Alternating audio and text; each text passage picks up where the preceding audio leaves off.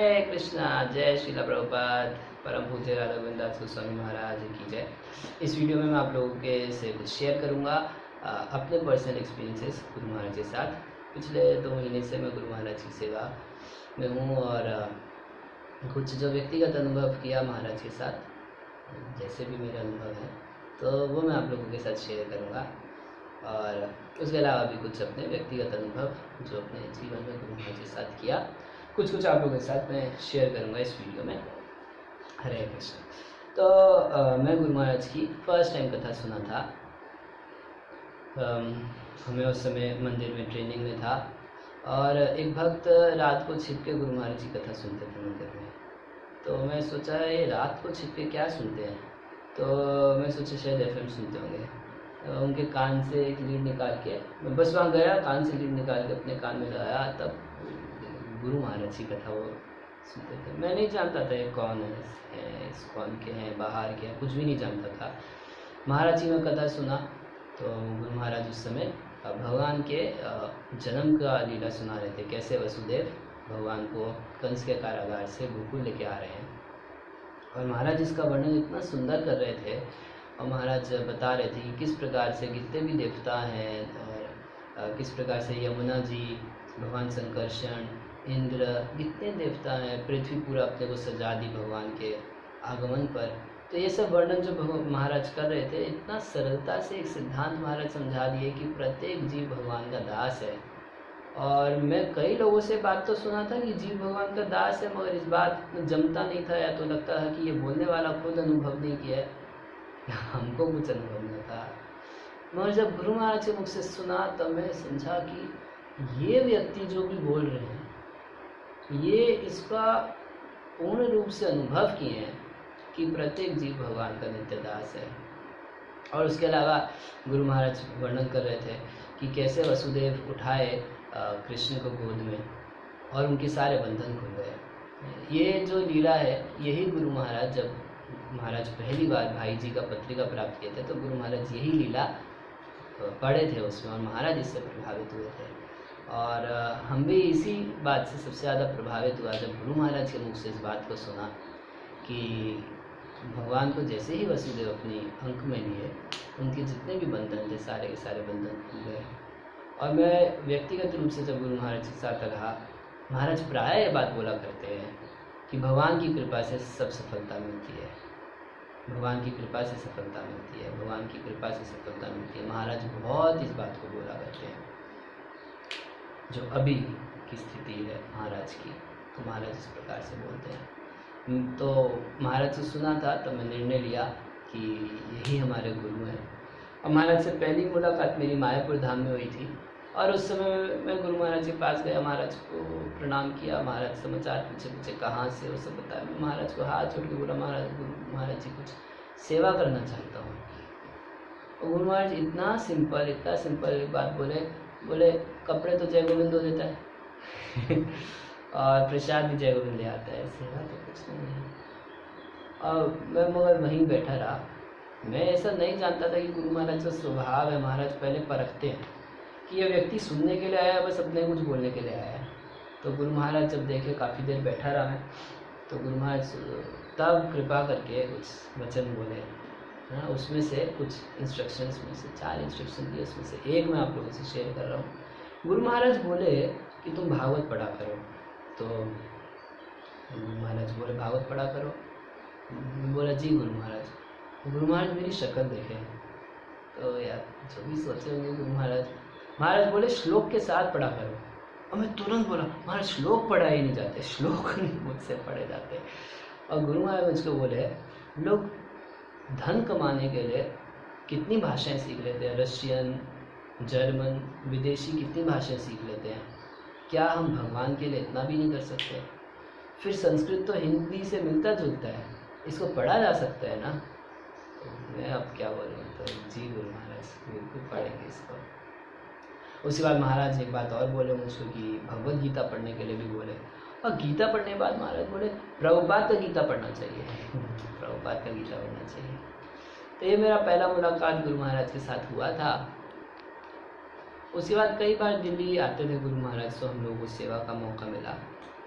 तो उसी समय महाराज से कुछ इंटरेक्शंस हुए। तो एक बार की बात है, गुरु महाराज आए थे दिल्ली, तो मुझसे 30-35 मिनट कम से कम ये बात कर रहे थे। गुरु महाराज बोल रहे थे अपने स्वास्थ्य पे ध्यान देना चाहिए, स्वास्थ्य बहुत ज़्यादा बिगड़ जाए उससे पहले इसके लिए कुछ करना चाहिए।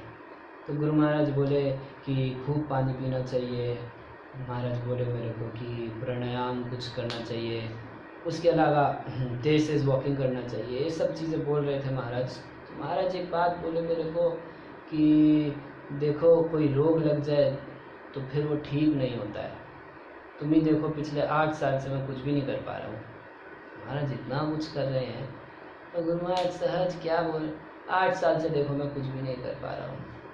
तो ये चीज़ मेरे हृदय को बड़ी छुई कि गुरु महाराज कैसे इस बात को इस तरीके से बोल रहे हैं। फिर उसके बाद क्या हुआ, उसी दिन गुरु महाराज काफ़ी देर बात किए, उसके बाद बोले भागवत दो। तो मैं महाराज को बिठाया, भागवत पकड़ाया, गुरु महाराज बैठ के पढ़ने लगे। बहुत देर तक पढ़ते रहे। शाम हो गई। जब शाम को गुरु महाराज मुझको बोले कि कष्ट तो बहुत है, मगर जब मैं भागवत पढ़ता हूँ तो मैं सारे कष्ट भूल जाता हूँ, मुझको कोई पीड़ा नहीं होती। तो इस प्रकार से विशेष रुचि, इतना अभिवेश आविष्ट हो जाते हैं गुरु महाराज भागवत के पढ़ने में। तो उस दिन मेरे को महाराज की बात से स्वयं अनुभव हुआ। एक बार की बात है कि हम लोग पलवल में थे, गुरु महाराज के एक शिष्य वहाँ रहते हैं, उनके घर पर थे। तो गुरु महाराज वहाँ पर अभी एयरपोर्ट से आए थे, पलवल पहुँचे, महाराज को रूम में बिठाया गया, मैं वहीं पर था। गुरु महाराज बोले वृंदावन का बहुत वियोग सता है, महाराज इतना बोलते बहुत रोने लगे। तो इस तरीके से गुरु महाराज का बहुत गहरा प्रेम है वृंदावन धाम के प्रति। महाराज जब भी दिल्ली आते थे तो हमें एक अवसर मिलता था कि गुरु महाराज को दिल्ली से वृंदावन गाड़ी से सुकर्मापुर छोड़ने आते थे, तो साथ में मैं आया करता था। या कभी दिल्ली मंदिर से महाराज एयरपोर्ट जाते थे तो महाराज के साथ होने का मौका था। तो एक दिन की बात है, सुबह की महाराज की फ़्लाइट थी, मंदिर से हम लोग 5:30-6 बजे के करीब निकले थे, 6:30 बजे महाराज को एयरपोर्ट के अंदर जाना था। तो तकरीबन 6-6:15 बजे हम लोग एयरपोर्ट पे पहुँचे। तो उस समय मैं था, सुकर्मा प्रभु थे और गुरु महाराज थे। तो मैं सोचा कि यह बड़ा अच्छा समय है गुरु महाराज से कुछ प्रश्न पूछने का। मैं गुरु महाराज से केवल इतना बोला, महाराज एक प्रश्न पूछ सकता हूँ? और गुरु महाराज तुरंत एकदम बड़ा क्रोध में बोले, यही समय मिलता है प्रश्न पूछने का, जब के समय सारे प्रश्न पूछने होते हैं। एकदम चुप। और इसके बाद गुरु महाराज सुकर्मा प्रभु को बोले, इन लोगों को यही समय मिलता है सब काम करने का। तो उस दिन तो और कुछ नहीं हुआ, मैं बड़ा सहम गया तो क्या। तो उसके बाद उस समय मेरा दीक्षा भी नहीं हुआ था। 9-10 महीने बाद गुरु महाराज जब दिल्ली आए तो मैं महाराज को प्रणाम किया, महाराज समाचार पूछे और मैं जवाब देता उससे पहले गुरु महाराज पूछने लगे, उस दिन आप क्या पूछना चाहते थे? सुबह जप के समय जप करना चाहिए, उस समय दूसरा कोई काम नहीं करना चाहिए। हाँ, तो आप क्या पूछ रहे थे? तो मैं एकदम आश्चर्यचकित हो गया, एकदम नया भक्त। महाराज के इतने हजारों शिष्य हैं जो उनकी इतनी सेवा करते हैं, हम कुछ भी नहीं किए गुरु महाराज के लिए, मगर कितना ज़्यादा वो याद रखे कि आज से 9-10 महीने पहले और मैं तो दीक्षा भी नहीं हुआ, एकदम नया भक्त था। तो महाराज इतना याद रखे और पूछ रहे कि आप उस दिन क्या पूछना चाहते थे। और इसके बाद महाराज बड़ा समय लेके उस बात को मेरे को समझाए। तो एक बहुत बड़ा गुण, बहुत बड़ी विशेषता मुझको लगी कि महाराज अपनी सेवाओं के प्रति कितना ज़्यादा सिंसियर है कि जिन भक्तों से मिलते हैं उन भक्तों को याद रखते हैं, उन भक्तों का इतना केयर करते हैं। महाराज खुद का स्वास्थ्य इतना खराब होते हुए भी गुरु महाराज अन्यों की भलाई के बारे में हमेशा सोचते रहते हैं। एक बार की बात है, मुझे कहीं लेक्चर देने के लिए जाना था, गुरु महाराज समय दिल्ली में थे। तो मैं सोचा कि महाराज का आशीर्वाद लेके जाया जाए। तो मैं गुरु महाराज के रूम में गया, गुरु महाराज को प्रणाम किया, प्रणाम करके मैं वहाँ पर महाराज को देखने लगा, वहीं नीचे बैठ के महाराज को देख रहा हूँ। और गुरु महाराज अपना उस समय ग्रंथ लेके पढ़ रहे हैं। मैं वहीं बैठा हूँ, देख रहा हूँ महाराज को, कभी थोड़ा सा ऐसे उचक के कि शायद देख ले हमको, मगर गुरु महाराज इतना ज़्यादा ग्रंथ में लगे हैं, ग्रंथ पढ़ रहे हैं, अपना पढ़ रहे। मैं 6 बजे घुसा, थोड़ी देर रुका और रुका। जब 6:30 हो गया तो मुझको वहाँ से निकलना ही था किसी तरीके से, क्योंकि क्लास देने जाना था। तो मैं फिर से प्रणाम किया, अपना चला गया, मैं क्लास दिया। वापस जब आया अगले दिन सुबह में गुरु महाराज को रूम में गया, प्रणाम किया। प्रणाम करते ही गुरु महाराज बोले, कल आप पंचशील गए थे? तो पीछे से कोई सेवक उनको बताया होगा कि ध्रुव नारायण आया था, इसका क्लास था जाने के लिए। तो जी गुरु महाराज गया था। महाराज बड़ा प्रसन्न हुए, महाराज बोले कि बहुत अच्छा, तो किस टॉपिक पे लेक्चर दिया? महाराज तुरंत पूछे कि किस टॉपिक पे आप लेक्चर दिए? तो मैं बताया कि महाराज इस समय होली नेम वीक चल रहा है, तो हरिदास ठाकुर नाम की महिमा पे क्लास दिया। महाराज बोले जब क्लास तो नाम की महिमा ज़रूर बोलनी चाहिए, उससे जल्दी नाम की महिमा का अनुभव होता है। तो मेरे को बड़ा अच्छा लगा, गुरु महाराज स्वयं अपने तरफ से बता रहे हैं किस तरीके से। उसके बाद अगले दिन शाम का समय था, काफ़ी रात ही हो गई थी, शाम तो नहीं, रात के 10 साढ़े 10 बजे थे। गुरु महाराज जगे थे, मैं था और निताई गुमनी प्रभु भी वहाँ पर थे। तो गुरु महाराज बोल रहे हैं कि निताई गुमनी प्रभु से बोले कि भगवान का गुणगान रोज़ करना चाहिए, यदि मौका मिले तो भगवान का गुणगान रोज़ करना चाहिए। रोज़ अगर क्लास मिले, जैसे कल ये गए थे, ऐसे रोज़ अगर क्लास मिले तो देना चाहिए। और उसके बाद महाराज बता रहे हैं कि तो महाराज का एक पर्सनल टच इस तरीके से और ज़्यादा प्रोत्साहित करना सेवाओं के लिए मेरे को बड़ा अच्छा लगा। उसके बाद एक बार की घटना है कि मैं वृंदावन आया था और उस समय मेरा माइंड बहुत अनपीसफुल था, बहुत अनपीसफुल माइंड था। और गुरु महाराज अपने केशव कुंज की छत पर, सर्दी का दिन था, महाराज वहाँ पर लेटे हुए थे। तो मैं वहाँ गया, महाराज को प्रणाम किया, कुछ भक्त और भी थे साथ में, वो लोग मिले, वो लोग भी प्रणाम किए। वो प्रणाम करके महाराज इशारा किए, वो लोग चले गए। मैं मगर वहीं बैठा रहा। मैं बोला गुरु महाराज कुछ बात करनी है। महाराज बोले बोलो। मैं बोला महाराज माइंड बड़ा डिस्टर्ब रहता है, कुछ सोचता रहता हूँ। उन्होंने पूछे आप क्या क्या सोचते रहते हैं? अब तो गुरु महाराज सच में सुनने के लिए तैयार थे कि आप क्या क्या सोचते रहते हो। मैं बहुत डर रहा था ये सवाल रखते हुए, क्योंकि महाराज 1-2 बार हरिद्वार कथा में भी और इधर उधर कई जगह महाराज इस बात पे कभी नाराज भी हुए हैं कि बहुत लोग पूछते हैं जब में मन नहीं लगता। तो मन के जो प्रश्न है महाराज ज़्यादा पसंद नहीं करते, ऐसा सोचता था मैं। मगर मैं महाराज के पास परेशान ही था, तो मैं सोचा कि चलो ठीक है, बोल के देखते हैं क्या गुरु जी बोलते हैं। तो महाराज को बोला और महाराज पूछे क्या सोचते रहते हो? तो जो बता रहे, तो हम ही को संकोच रहता, मैं बता रहा था महाराज को। महाराज सुनना चाहते थे, ठीक है बताओ कि तुम क्या क्या सोचते रहते हो। इतना ज़्यादा पर्सनल टच उनको आज तक समझ में नहीं आया। कुछ भक्त लोग बोलते हैं कि गुरु महाराज पर्सनल गाइडेंस नहीं देते हैं, तो ये बात मेरे को कभी हजम नहीं हुई अपने जीवन में, तो कि महाराज इतना ज़्यादा पर्सनल टच, पर्सनल गाइडेंस देते हैं। शायद ही कोई दूसरा प्रभुपाद डिसाइपल, सन्यासी और इतना बड़ा गुरु, मतलब किसी से कंपेयर नहीं कर रहा, मगर शायद ही किसी के पास इतना समय और इस प्रकार से संग दे पाते हैं। और गुरु महाराज बहुत ज़्यादा अच्छे से देते हैं। और एक बार की बात है कि गुरु महाराज हरिद्वार कथा में एक बार शिक्षाष्टकम पर चेतो दर्पण मार्जनम, इस पहले श्लोक के ऊपर लेक्चर दिए थे। और हरिद्वार कथा के बाद गुरु महाराज दिल्ली आए थे, तो और 2 दिन के करीब दिल्ली में रुके थे। तो मैं गुरु महाराज के रूम में गया था, महाराज को प्रणाम किया। महाराज से मैं बोलने लगा, महाराज शिष्टाष्टकम पे कथा सब लोगों को बहुत मधुर लगी, बहुत अच्छी क्लास थी। गुरु महाराज बोले महाप्रभु की शिक्षा है ही इतनी मधुर कि किसी को भी अच्छी लगेगी। तो महाराज उसका क्रेडिट खुद नहीं लिए, तुरंत ही तुरंत महाप्रभु के ऊपर उसको ट्रांसफ़र कर दिए। बड़ा मेरे को ये भी बड़ा अच्छा गुरु महाराज के चरित्र की बात लगी।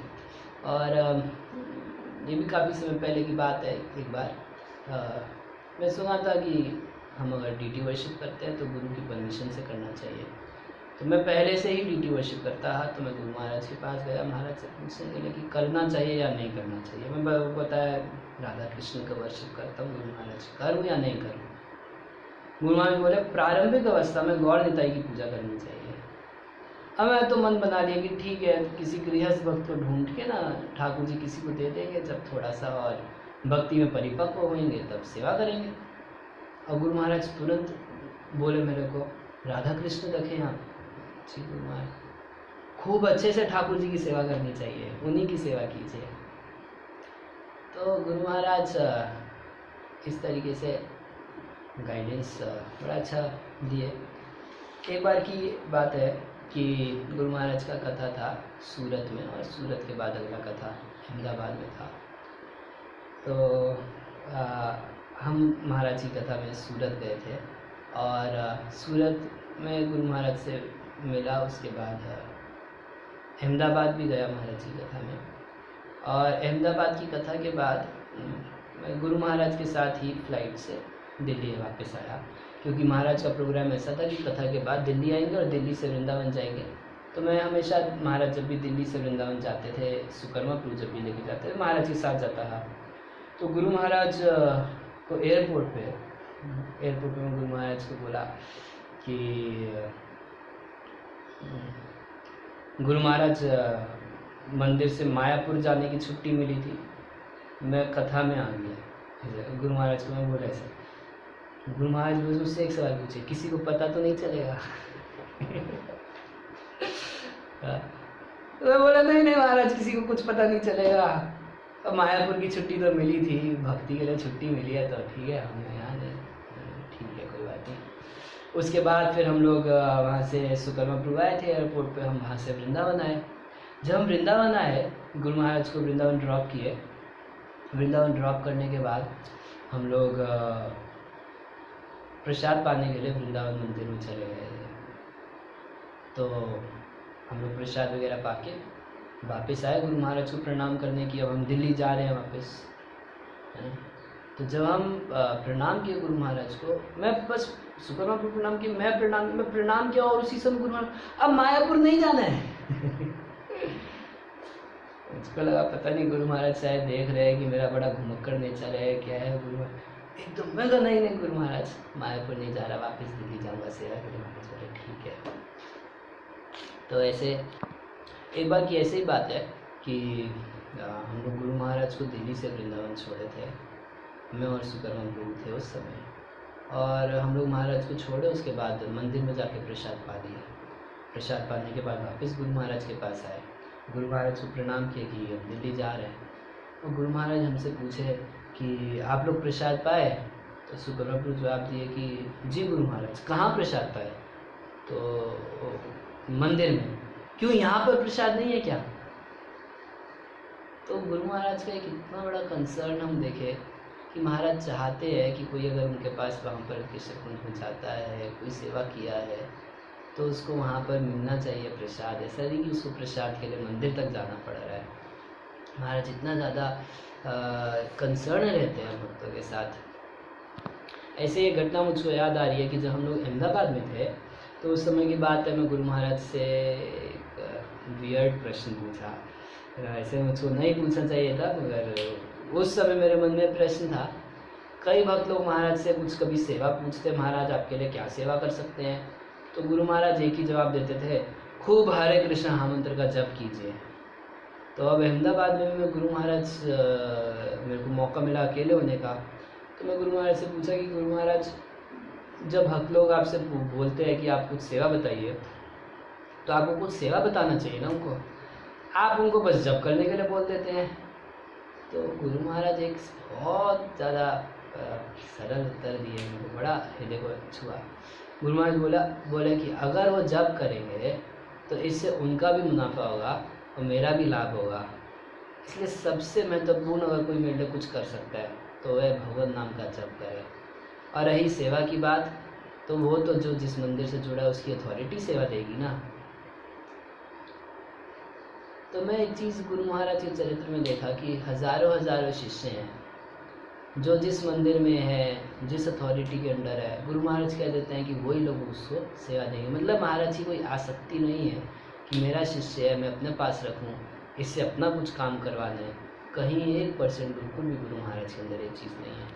ऐसे एक बार की बात है कि कुछ भक्तों की इच्छा थी कि मैं दिल्ली में ना रह के कहीं दूसरी जगह शिफ्ट करूँ, वापी या झांसी कहीं शिफ्ट करूँ। तो मैं गुरु महाराज से पूछा, मेरे मन में था कि नहीं, महाराज से पूछे बिना ऐसा काम नहीं किया जाएगा। मैं गुरु महाराज से पूछा कि गुरु महाराज मैं इधर शिफ्ट करूं क्या? तो गुरु महाराज बोले बॉम्बे, झांसी, वापी, दिल्ली सब तो एक ही है। मैं तो भक्तों को बोलता हूँ कि वृंदावन या मायापुर रहा जाए, मगर आपका दिल्ली भी अच्छा है। इस तरीके से आपका दिल्ली भी अच्छा है, यहाँ पर हर प्रकार के सन्यासी, हर प्रकार के भक्त आते हैं, सबसे सुनने का मौका मिलता है, बहुत अच्छी जगह है, यहीं रहना चाहिए।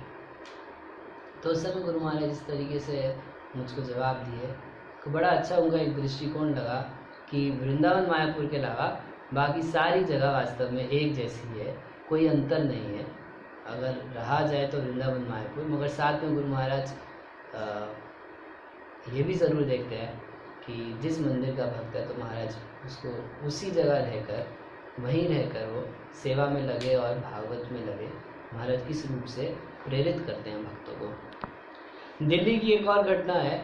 एक बार गुरु महाराज दिल्ली में थे और मैं और मेरे साथ कुछ और अन्य ब्रह्मचारी भक्त थे। हमारे गाज़ियाबाद मंदिर में रहते हैं मधुसूदन प्रभु, वो भी थे साथ में, साक्षी माधव प्रभु थे और वृंदाक्ष माधव प्रभु थे, शायद कुछ ऐसे भक्त थे हम लोग। तो गुरु महाराज उस समय बता रहे थे कि जब मैं पढ़ाई कर रहे थे तो फाइनल ईयर का जो महाराज का एग्ज़ाम था, बोले तब तक मैं समझ गया कि जीवन का सार है हरे कृष्ण मंत्र। गुरु महाराज स्वयं बोले हैं कि तो मैं तो रिले कर रहा हूँ केवल, तब तक मैं समझ गया था कि सारी बातों का सार हरे कृष्ण मंत्र है। तो अपने फाइनल एग्ज़ाम में मैं लिख के आया, हर प्रश्न के उत्तर में हरे कृष्ण मंत्र लिख के आया और अंत में लिख के आया कि हर सवाल का जवाब है हरे कृष्ण कृष्ण कृष्ण हरे हरे, हरे राम राम राम हरे हरे। इस रूप से गुरु महाराज बड़ा सिंपल इस तरीके से बता रहे थे। और उसके बाद गुरु महाराज बोले कि मुझको कमर में दर्द हो रहा है, मैं थोड़ी देर आराम करना चाहता हूँ। और तो हम लोग महाराज को प्रणाम करके बस जा ही रहे थे और उस समय हमारे साथ जो मधुसूदन प्रभु थे, तो महाराज इनसे पूछे आप कहाँ से हैं? केवल एक प्रश्न पूछे थे, आप कहाँ से हैं? और मधुसूदन जी ऐसे हैं हमारे, ये 50 मिनट बताए मेरा जन्म वहाँ पर हुआ था, उसके बाद मैं इस मठ में रहा था, इस आश्रम में रहा था, फिर मैं अहमदाबाद गया था, इलाहाबाद गया था, यहाँ गया था तो वहाँ गया था, पूरा अपना 50 मिनट। उसके बाद बताएगी, उसके बाद मैं इस्कॉन की पुस्तक प्राप्त किया था। तो इस तरीके से अपना पूरा हिस्ट्री बताने लगे और गुरु महाराज बिल्कुल उनको सुनते रहे। अब सोचिए, अभी गुरु महाराज बोले हैं कि मेरे पीठ दर्द कर रहा है, मुझको आराम करना है, आप लोग जाइए। केवल उनसे इतना पूछ लिया आप कहाँ से? 50 मिनट वो बताते रहे कि मैं कहाँ से हूँ और गुरु महाराज सुनते रहे। और लास्ट में गुरु महाराज क्या बोले, भक्तों का सुनना चाहिए। केवल एक वाक्य, भक्तों का सुनना चाहिए। तो इससे भी बड़ा अच्छा है। तो मैं देखा गुरु महाराज के अंदर कितना टॉलरेंस, कितना पेशेंस है, किसी को भी निरुत्साहित नहीं करते हैं। वो बोल रहे हैं और गुरु महाराज आराम करना चाहते हैं और 50 मिनट बोले जा रहे हैं और गुरु महाराज सुने जा रहे हैं। लास्ट में भी यही बोले कि सुनना चाहिए। बड़ा अच्छा लगा। ऐसे एक बार की बात है, कई वर्ष पहले की बात है कि राधारमण महाराज चाहते थे कि मैं गुरु महाराज की सेवा में लगूँ और गुरु महाराज उस समय एयरपोर्ट से पलवल तक आए थे और मैं भी दिल्ली से पलवल गया था महाराज की सेवा के मन में विचार करके सेवा में रहेंगे। तो उस समय तो मैं तो महाराज से कुछ नहीं बोला, सुकर्मा प्रभु गुरु महाराज से पूछे थे। गुरु महाराज बोले कि नहीं इसको दिल्ली ले जाइए, मुझको ज़रूरत नहीं है सेवा की। तो मैं रुका रहा क्योंकि मेरे माइंड में प्रेशर था एक कि भाई दो किसकी बात माने, क्या करें। तो अगले दिन सुबह में मैं सामान उठा रहा था तो गुरु महाराज मुझसे पूछे आप कहाँ जा रहे हैं? वृंदावन जा रहे हैं महाराज जी आपके साथ। बोले आपको जाना है वृंदावन तो जाओ, हमारे साथ नहीं जाओ। मैं तो समझा नहीं कि महाराज क्या करवाना चाहते हैं, क्या करना चाहते हैं। तो ठीक है, अब तो महाराज के साथ नहीं गया। उसके बाद अगली बार जब गुरु महाराज एयरपोर्ट आए और वहाँ से वृंदावन जा रहे थे, सुकर्मा प्रभु को गाड़ी से लेके जा रहे थे, तो इस बार अब मैं रुक गया। मैं कहा शायद महाराज को पसंद नहीं, मैं महाराज के साथ आऊँ जाऊँगा, कुछ हो सकता है मेरी तरफ से। तो गुरु महाराज उस समय सुकर्मा प्रभु से पूछते हैं, आज ध्रुव नारायण नहीं आए? महाराज एक्चुअली मुझे ध्रुव महाराज बोलते हैं, आज ध्रुव महाराज नहीं आए। सुकर्मा प्रभु सारी बात बताए कि महाराज लास्ट टाइम ऐसा हुआ था इसलिए नहीं आए। नहीं, उनको आना चाहिए हर बार। इसी तरीके से फिर मैं तब से एक नियम बनाया कि वो पहले भी करता था सेवा, मगर अब तो एकदम नियम पूर्वक हो गया कि जब भी महाराज दिल्ली आते थे तो उनको वृंदावन ड्रॉप करने मैं स्वयं जाता था साथ में। तो मैंने देखा कि महाराज इस तरीके से उस समय तो नाराज हुए, मगर बाद में कितना ज़्यादा इस बात को याद रखे। एक बार की बात है, मैं गुरु महाराज तो आदेश दिए थे मुझको क्लास करने के लिए, और ठाकुर जी की महाराज की कृपा ऐसी थी कि उस समय में मैं प्रतिदिन मतलब एवरी डे ही तकरीबन मैं कहीं ना कहीं क्लास दिया करता था दिल्ली में। और निश्चित रूप से भक्ति के बहुत शुरुआत के दिन थे मेरे, दीक्षा बस हुआ था और गुरु महाराज इंस्ट्रक्ट किए थे, तो मुझको उत्साह भी था कि इस प्रकार से हमें करना भी चाहिए, मगर अंदर ही अंदर कहीं ना कहीं एक गर्व महसूस कर रहा था कि कितना अच्छा बोलता हूँ। तो मैं गुरु महाराज के पास गया वृंदावन, और मौका देके जब अकेला था तो नहीं था, मैं था, मेरे साथ एक भक्त गए थे, आनंद नेता एक प्रभु हमारे दिल्ली मंदिर के ब्रह्मचारी, वो साथ में थे। तो मैं गुरु महाराज से बोला, महाराज जी रोज़ प्रवचन करते हैं, रोज़ कुछ कथा बोलते हैं, व्यास आसन पे, ऊंचे ऊंचे व्यास आसन पे बैठ के, मन में बड़ा गर्व होता है। तो गुरु महाराज क्या करना चाहिए? गुरु महाराज एक लाइन में उत्तर दिए, सम रहना चाहिए। मैं अब देख रहा हूँ सम रहना, कभी कथा बहुत अच्छी होगी, कभी अच्छी नहीं होगी, दोनों में सम रहना चाहिए। तो अब एक प्रश्न मन में उठा कि भैया सम कैसे रहा जाए? तो मैं तुरंत पूछ दिया, महाराज सम कैसे रहा जाए? तो गुरु महाराज बोले ज़्यादा पूछ रहे हो। मैं चुप हो गया, मैं चुप, और एकदम हम लोग बैठे हुए, गुरु महाराज वहीं बैठे हुए, महाराज कुछ कर नहीं रहे, बैठे हैं केवल, गुरु महाराज बैठे हैं, नीचे हम लोग बैठे हैं, मैं महाराज चुप, हम लोग चुप। ऐसे 2 मिनट 4 मिनट कई देर ऐसे बीत गई। मैं उन भक्त की शक्ल देख रहा हूँ, वो मेरी शक्ल देख रहे हैं, कभी गुरु महाराज की शक्ल देख रहे हैं। हम लोगों को समझ में नहीं आ रहा करे तो करे क्या। अब उठ के जाते नहीं बनता और बैठे रहने से समझ में नहीं आ रहा कितनी देर बैठना है। गुरु महाराज काफ़ी देर बीत गई। तो गुरु महाराज तब जवाब दिए, महाराज बोले कथा में भगवान का गुण ज़्यादा बोलना चाहिए, और दूसरी बात एक ये बोले कि प्रभुपाद जो बोले हैं वही बोलना चाहिए, और हमेशा पढ़ के क्लास देना चाहिए, जीवन में कभी गर्व नहीं आएगा। और हम प्रैक्टिकली इसको गुरु महाराज के जीवन में देखिए। गुरु महाराज एक बार दिल्ली में अजामिल कथा किए थे, सन 2015 में अजामिल के प्रसंग के ऊपर कथा किए थे, और गुरु महाराज शाम को जाते थे दिल्ली मंदिर से विवेक विहार कथा करने के लिए, मगर दिल्ली मंदिर में दोपहर में 6 घंटे गुरु महाराज अजामिल की कथा के श्लोकों को अपनी कॉपी में डायरी में लिखते थे। वो अपने याद किए हुए उन श्लोकों को लिखते थे। कभी कोई श्लोक अगर भूलते थे तो किताब में देखते थे, उसको वापस बंद करके फिर श्लोक लिखते रहते थे। 6 घंटे गुरु महाराज प्रभुपाद जी के भागवतम को पढ़ते थे, उन श्लोकों को पढ़ते थे, रहते थे, लिखते रहते थे। तो मैं देखा कि 1-1.5 घंटे क्लास देने से पहले गुरु महाराज 6 घंटे महाराज उस कथा को पढ़ के अपने चित्त को पूरा उसमें एब्जॉर्व कर लेते हैं। तो जो गुरु महाराज की स्थिति है कि महाराज 1 मिनट ना भी पढ़े तब भी गुरु महाराज ज्यों का त्यों भागवत रिसाइट कर सकते हैं, ज्यों का त्यों बोल सकते हैं, मगर अपने आचरण से शिक्षा दे रहे हैं हम साधकों को कि कम से कम हम लोगों को पढ़ के क्लास देना चाहिए। जब वो इतना ध्यान से पढ़ के तैयारी करके क्लास देते हैं तो हमें भी देना चाहिए। और गुरु महाराज स्वयं इस चीज़ को बहुत जोर देते हैं कि जो आचार्यों ने बोला, जो प्रभुपाद ने बोला, बस उसको रिपीट ही करना है। एक बार की बात है, गुरु महाराज के सेवक रेवती प्रभु गुरु महाराज से पूछे, महाराज आजकल इतनी कथाएं होती हैं मगर इतने भक्त नहीं बनते हैं तो उस क्वालिटी के नहीं बनते। तो गुरु महाराज एक लाइन में केवल उत्तर दिए, लोग प्रभुपाद की बात को दोहराते नहीं, तो ऑडियंस को खुश करने के लिए, श्रोताओं को खुश करने के लिए हंसी करते रहते हैं, अपनी ही कुछ बात बोलते हैं, मगर प्रभुपाद की बात को दोहराते नहीं, आचार्यों की बात को दोहराते नहीं, इसलिए आज उस प्रकार से भक्त नहीं बन रहे हैं। और इस बार जब मैं वृंदावन में गुरु महाराज के पास पर्सनल सेवा में था तो बहुत और भी चीज़ें हुई गुरु महाराज के साथ, हम लोगों को अनुभव हुआ। गुरु महाराज रात में जगते हैं 12, 12:15, पता नहीं ये लीला मैं आप लोगों को पहले सुनाया। गुरु महाराज एक बार रात को 12:15 जग के बोलते हैं कि ध्रुव नारायण चिंता हरण लेके चलो। तो मैं बोला महाराज अभी 12:15 बज रहे हैं, सुबह होएगी, आप स्नान वगैरह करेंगे, महाप्रसाद लेके जाएंगे, चिंता हरण जाएंगे आज। मैं गुरु महाराज से कुछ विनोद करने के लिए महाराज को बोला, महाराज आपको चिंता हरण जाने की क्या ज़रूरत है, आपको क्या चिंता है, चिंता तो हम जैसे विषयी लोगों को होती है। तो गुरु महाराज एक वाक्य बोले, गुरु महाराज बोले भगवान से प्रेम नहीं हो रहा, ऐसे छाती पे हाथ रख के बोले भगवान से प्रेम नहीं हो रहा, यही चिंता है। तो उनको बड़ा लगा कि गुरु महाराज जो स्वयं कृष्ण प्रेम इतनी ऊंची स्थिति पे है, वो इस तरीके से तो प्रेम का स्वभाव ही है कि ऐसा वो महसूस करता है कि मुझको कोई प्रेम नहीं है। आप लोग अगर देखे होंगे गुरु महाराज के रूम में एक राधा रानी का फोटो महाराज लगाए हुए हैं, और प्राय महाराज उस राधा रानी को देखते रहते हैं ना। एक बार की बात है, हमारे साथ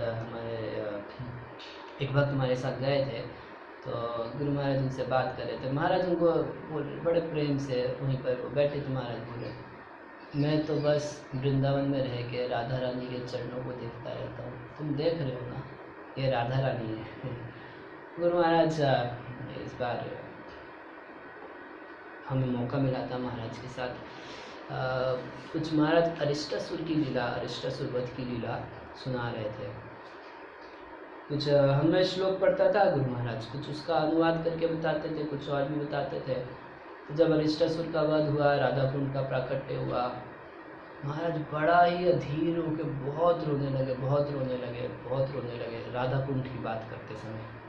उसके बाद गुरु महाराज बोले कि आप राधा रानी देख रहे हैं? जी गुरु महाराज। तो मुझे एग्जैक्टली नहीं समझ आया मगर गुरु महाराज क्या बोल रहे हैं कि यही फ़ोटो या ऐसी फ़ोटो मुझको भाई जी दिए थे और मैं उसको फ्रेम करके रख लिया। जब महाराज बहुत रोते रोते बोले कि जिस समय मैं प्राण त्यागूं उस समय आप यहीं पर रहना। राधा रानी को बोल रहे हैं कि जिस समय मैं प्राण त्यागूं आप यहीं पर रहना। तो इस तरीके से गुरु महाराज देखिए भाई जी का दिया हुआ फोटो आज तक संभाल के रखे। यहाँ तो सेम फोटो दिए होंगे मगर उनको उन राधा रानी से बहुत अधिक विशेष प्रीति है।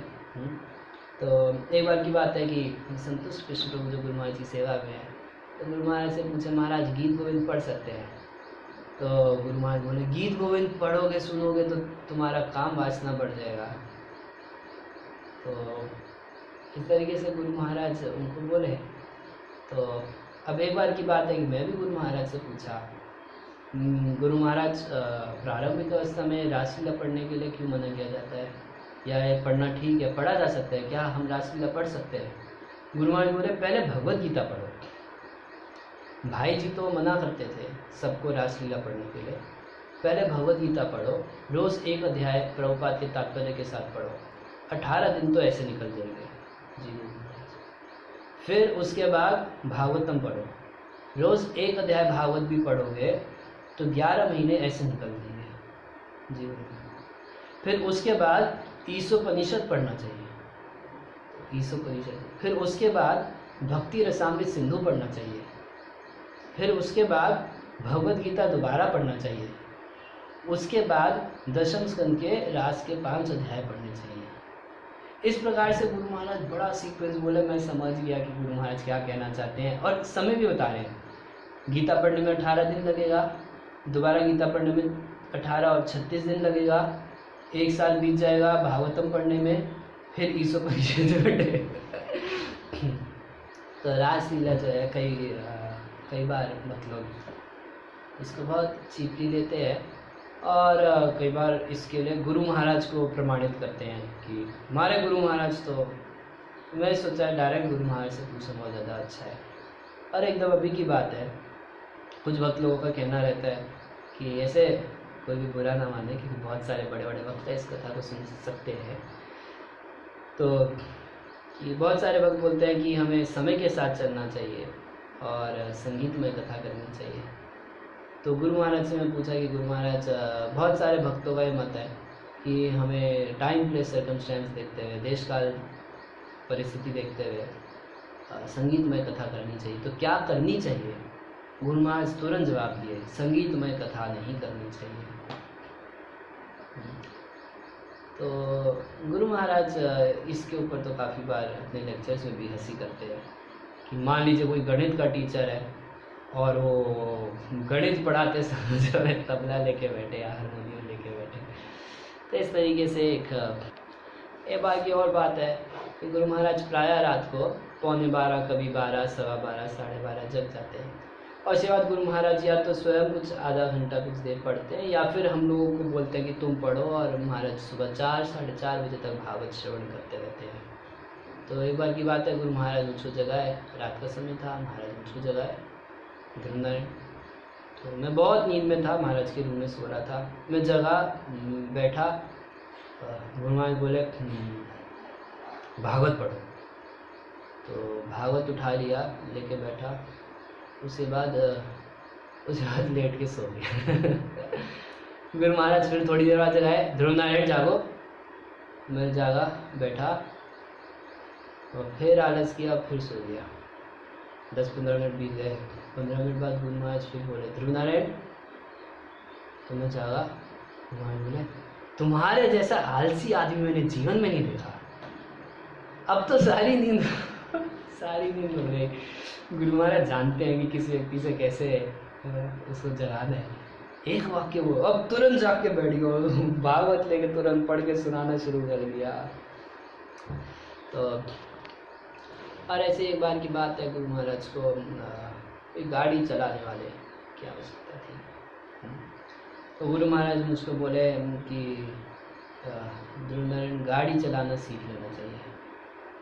तो मुझको तो ऐसे आता था, मैं गुरु महाराज से, जी गुरु महाराज सीख लेंगे, वैसे ही बोल दिया सीखेंगे। गुरु महाराज बोले कि भगवान की कृपा से सफलता मिलती है। कोई भी चीज़ सीखनी हो, बस लगन और अभ्यास, 2 चीज़ चाहिए। लगन होनी चाहिए कि गाड़ी चलाना सीखना है, और अभ्यास करो, रोज़ चलाओ, विदाउट फेल रोज़ चलाओ, तुमको निश्चित रूप से भगवान की कृपा से आ जाएगी। तो फिर गुरु महाराज उदाहरण दिए कि मैं बंगला भाषा सीखा था क्योंकि मेरे अंदर लगन थी और मैं अभ्यास किया, तो मैं 2 दिन में बंगला भाषा सीखा था। एक बार की बात है कि हम लोग एक भक्ति कंप्लेंट किया गुरु महाराज को। तो गुरु महाराज बड़ा दुखी महसूस किए उस भक्त के बारे में सब सुन के। तो गुरु महाराज फिर उसके बाद मैं था और मैं से 2-4 भक्त थे, और तो गुरु महाराज एक भक्त को बोले गीता पढ़ो। तो कहाँ से गीता पढ़ो? तो बोले अपि चेत सुदुराचार। गुरु ने कौन सा श्लोक है वो? मैं बोला महाराज 9वें अध्याय में है, 30-32 ऐसे कुछ होगा। तो 9 का 32 है, तो वो निकाला, वहाँ से पढ़े, अगला श्लोक पढ़ो, अगला पढ़ो, अगला पढ़ो, अगला पढ़ो, कई एक श्लोक पढ़वाए। तो उसके बाद फिर बोले कि कुछ बताए कि भाई उस भक्त का संग नहीं करना चाहिए। तो उसके बाद में गुरु महाराज, जब महाराज बोल लिए सब हो गए, मैं गुरु महाराज से पूछा महाराज आप बात अपि चेत सुदुराचारों से क्यों शुरू किए? गुरु महाराज बोले क्योंकि उसको साधु मानना चाहिए, क्योंकि उसका बुद्धि में उसके यही है कि भगवान ही मेरे सब कुछ है। उसका चरित्र ठीक नहीं है मगर व्यवस्थिति उसकी ठीक है, सम्यक व्यवस्थित ही सब।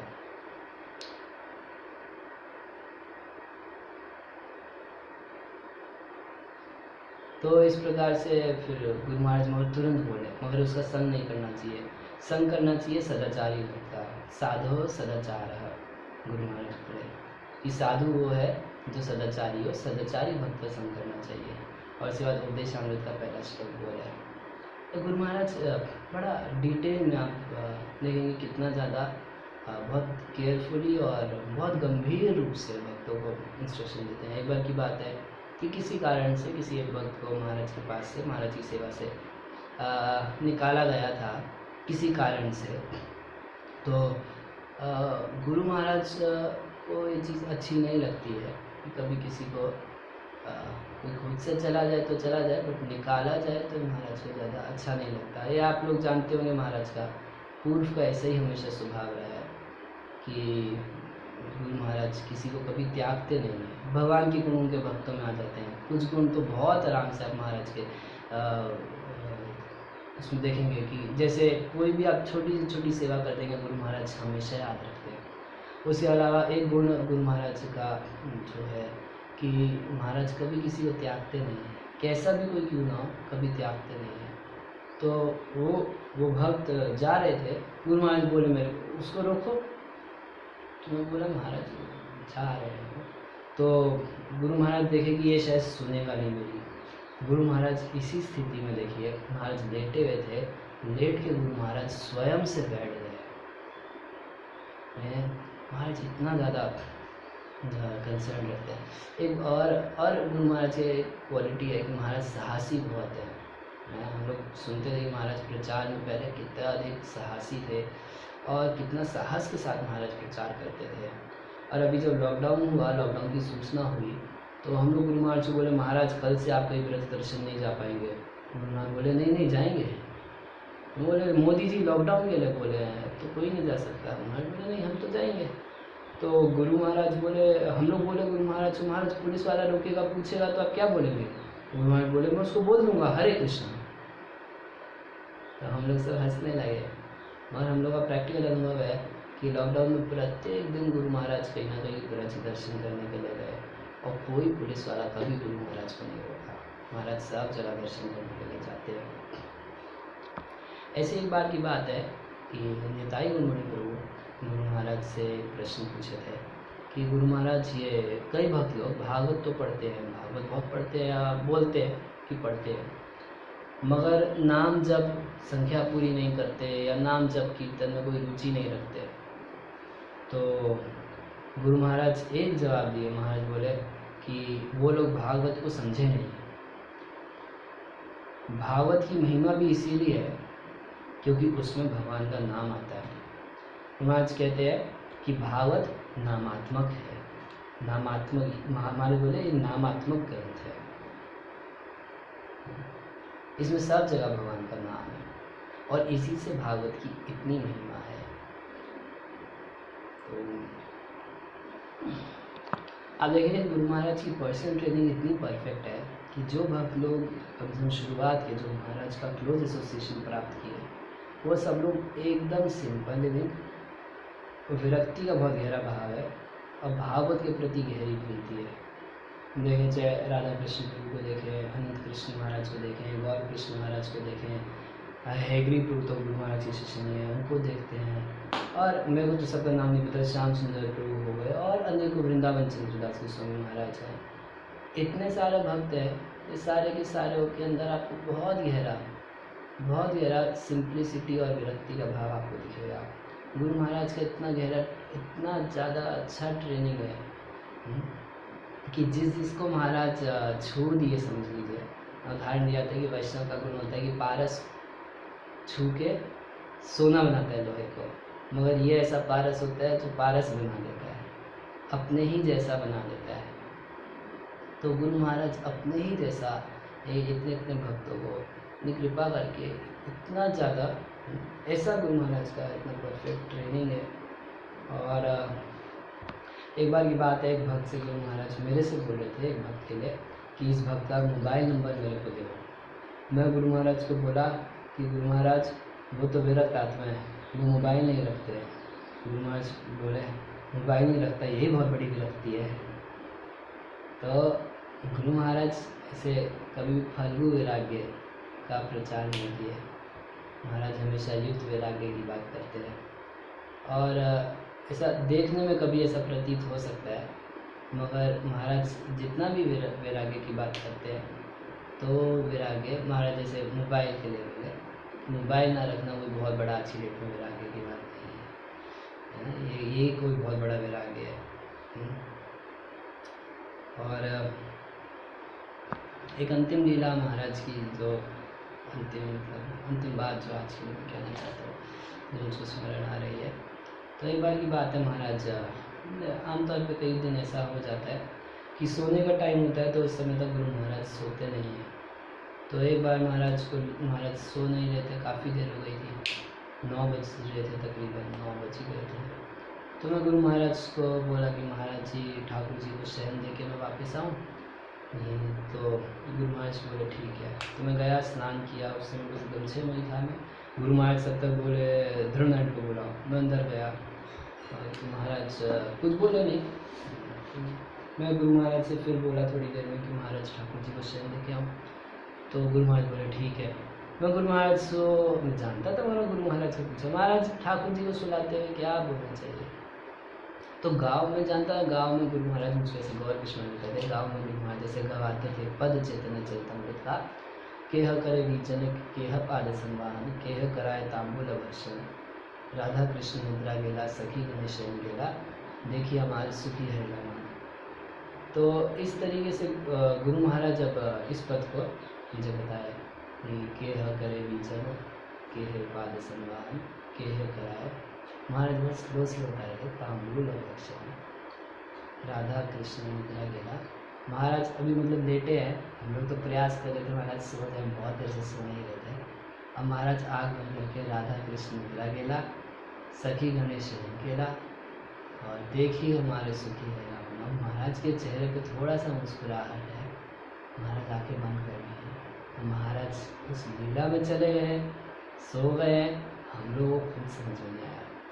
बस महाराज आंखें बंद किए, हल्का हल्का ऐसा लग रहा है कि जैसे मुस्कुरा रहे, एक सुख का अनुभव करें। और उसके बाद काफ़ी देर में वहीं बैठा रहा। मैं संतुष्ट कृष्ण का चेहरा देखता, वो हमारा चेहरा देखते, जगह सो रहे हैं कुछ पता नहीं। तो थोड़ी देर बाद बोले गुरु महाराज कुछ नहीं सुन रहे, बिल्कुल कुछ नहीं सुन रहे। तो फिर इस तरीके से महाराज एकदम लीला में अवसर हो जाते हैं। तो यहीं तक मैं कुछ जो मुझको जैसे स्मरण में है, तो परम पूज्य गौर कृष्णदास गोस्वामी महाराज कहा करते थे बात कि हमारे गुरु महाराज के जीवन का मिशन है, जैसे भगवान का मिशन है सारे बद्ध जीवों को भगवत धाम लेके जाना, प्रभुपाद का, चेतन महाप्रभु का, सबका मिशन है। वैसे कोई महापुरुष अगर इस पृथ्वी पे आता है तो हम लोग की तरह खाली पीली नहीं आता, उनका कुछ मिशन रहता है। तो हमारे गुरु महाराज के जीवन का मिशन है कि भागवत कृष्ण स्वरूप है ये जगत में स्थापित करना। ऐसा श्री गौर कृष्णदास गोस्वामी महाराज कहा करते थे कि हमारे गुरु महाराज का मिशन है कि भागवत कृष्ण स्वरूप है, कृष्ण ही है ये श्रीमद् भागवतम। तो ये इस जगत में स्थापित गुरु महाराज करने के लिए ही इस जगत में आए हैं। और गुरु महाराज अपने आचरण से और अपने इस भागवत कथा के माध्यम से इसको जगत में स्थापित तो किए। साथ में हम सब शिष्यों का एक कर्तव्य भी है कि इस लीगेसी को हम लोग आगे बढ़ाएं और गुरु महाराज का मूल उनके ज्ञान विराग्य निष्काम ज्ञान वो हम लोग को भी गुरु महाराज की कृपा से और भागवत के प्रचार में इस रूप में लगे कि जगत में यही स्थापित करने में गुरु महाराज का हाथ बटा सके कि ये भागवत कृष्ण स्वरूप है। मैं अपने जीवन में बहुत ज़्यादा अगर कोई पूछेगी इस्कॉन में आने के बाद हम समझते हैं कि सबसे बड़ी उपलब्धि हमको ऐसे गुरु प्राप्त करके हुई है कि जो हम जैसे रिजेक्टेड माल जिसे कहा जा सकता है, म्यूजिकल भक्त, ऐसे अनेकों भक्त जिनको अन्य लोग उतना हृदय से स्वीकार नहीं कर पाए, मगर गुरु महाराज भागवत का ज्ञान इतना स्नेह सुहार्द दिए कि हजारों भक्त आज गुरु महाराज के लिए ना जान भी देने को तैयार है। कुछ भी सेवा गुरु महाराज एक बार बस बोल दें कि ये सेवा करनी है तो सब लोग करने को तैयार हो जाएंगे। हम लोग को प्रैक्टिकल इसका अनुभव होता है जब हम लोग दिल्ली में व्यास पूजा करते हैं, बिना मांगे केवल गुरु महाराज की व्यास पूजा सुन के इतना लोग इतना धन देते हैं कि हमें मतलब कभी किसी से मांगना ही नहीं पड़ता है। और गुरु महाराज स्वयं देखिए आप, गुरु महाराज कभी धन के पीछे, जन के पीछे, किसी विद्वत्ता के पीछे, भक्त लोग कितने भक्त देखे जाते हैं कि लोगों को फ़ोन करके बोलते हैं आप हमारा प्रोग्राम रखिए। और गुरु महाराज ये ऐसा कभी कुछ नहीं किए, और धन के पीछे कभी नहीं भागे, धन उनके पीछे भागता है। महाराज शिष्य बनाने के लिए इधर कैंपेनिंग कभी नहीं की है, और लोग भागते हैं किसी तरह गुरु महाराज हम लोगों को स्वीकार कर लें। तो ये है वैष्णव की प्रतिष्ठा, असली प्रतिष्ठा, जिसको भक्ति सिद्धांत सरस्वती ठाकुर प्रभुपाद जी बोला करते थे कि ये वास्तविक प्रतिष्ठा एक वैष्णव की है। ये वो शुक्र है निष्ठा वाली प्रतिष्ठा नहीं है, ये वास्तविक प्रतिष्ठा है कि वो इन चीज़ों के पीछे नहीं भाग रहा है, ये सब चीज़ें उनके पीछे भाग रही हैं। और विष्णु महाराज कहा करते थे कि गुरु महाराज को जब देखते थे तो हम भागवत के साथ देखते थे। और गुरु महाराज की कथाएँ ऐसी हैं कि अब कोई उसको केवल रसोई पकाते नहाते धोते सुने तो अलग बात है, मगर अगर बैठ के एकदम ठीक ढंग से महाराज की कथाएँ कोई सुन ले तो 100% कृष्ण कॉन्शियस हो जाएगा। विशेष रूप से गुरु महाराज के जीवन को देख के बड़ा विश्वास बढ़ता है कि यदि कोई गुरु महाराज के पदचिन्हों पर गुरु महाराज के अनुसार ये जीवन बिता दिया तो गारंटी है कि उसको कृष्ण प्रेम मिलेगा ही। ये गुरु महाराज करके दिखा दिया, ऐसे तो नित्य सिद्ध हैं ही और शुरू से भगवान के प्रेमी हैं, मगर एक तरीके से अपनी लीला में दर्शाए हैं।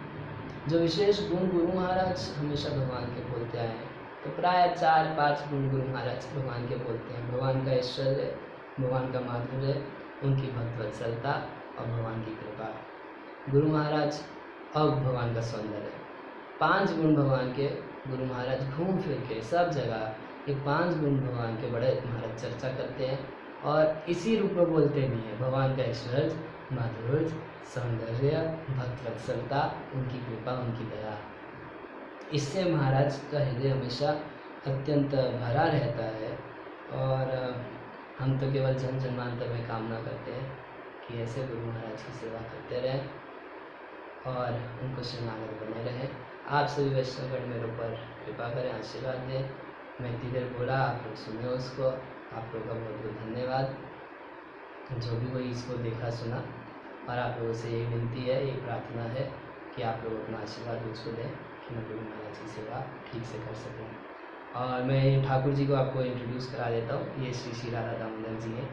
अभी लॉकडाउन में गुरु महाराज प्रतिदिन दिन में कई बार इन्हें ठाकुर जी के दर्शन करते हैं। और गुरु महाराज कभी कभी आधा घंटा, 35 मिनट, 40 मिनट तक ठाकुर जी को निहारते रहते हैं, दर्शन करते रहते हैं। हम लोग को तो नहीं समझ में आता क्या दर्शन कर रहे हैं ना। हम लोग कोई बोले डीटी को आधा घंटा दर्शन, 1 घंटा दर्शन, तो हमें शायद नहीं समझ में आएगा। तो ठाकुर जी से बात करते हैं क्या है ये तो हम नहीं जानते। तो एक बार की बात है, गुरु महाराज से पूछ रहे थे। गुरु महाराज एक बार मुझको बोले कि राधा दामोदर से पूछूं कि मच्छर लगता है। तो बोला गुरु महाराज हम तो डायरेक्ट बात नहीं कर सकते ठाकुर जी से, आप पूछ के बताइए। तो गुरु महाराज कुछ देर ठाकुर जी को देखते रहे और उसके बाद बोले नहीं लगता है। तो उसके बाद मैं नोट किया उस कमरे में बहुत मच्छर थे, मगर ठाकुर जी के ऑल्टर के आसपास तक मच्छर थे, मगर कभी भी ठाकुर जी के ऊपर मच्छर कभी नहीं आते थे। तो इस तरीके से बड़ा अच्छा एक अनुभव उनको गुरु महाराज के पास मिला।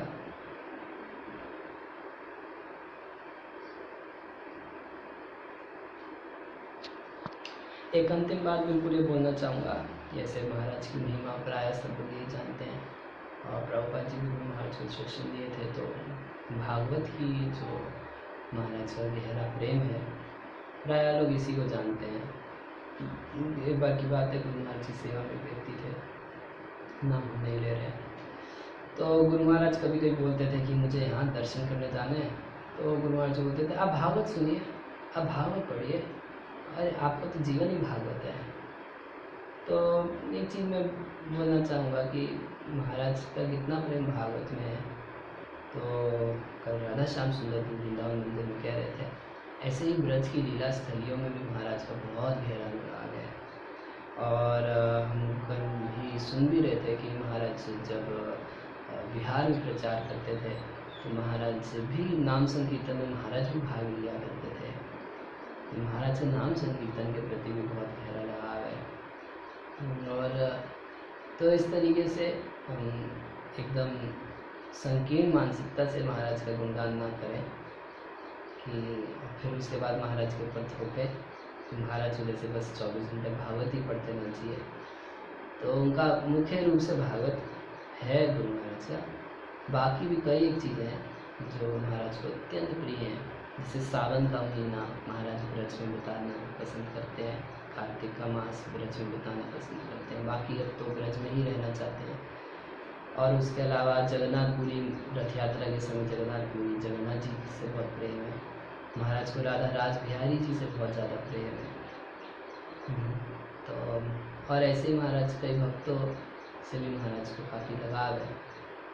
तो ये सब महागुरुदेव के चरणों में हमारे ओर से ये व्यास पूजा 2020 में थोड़ा सा गुरुवार जय गुरु श्री ला प्रभुपाद की जय, परम पूज्य राधा गोविंदास गोस्वामी महाराज की जय, गौर प्रेमानंद।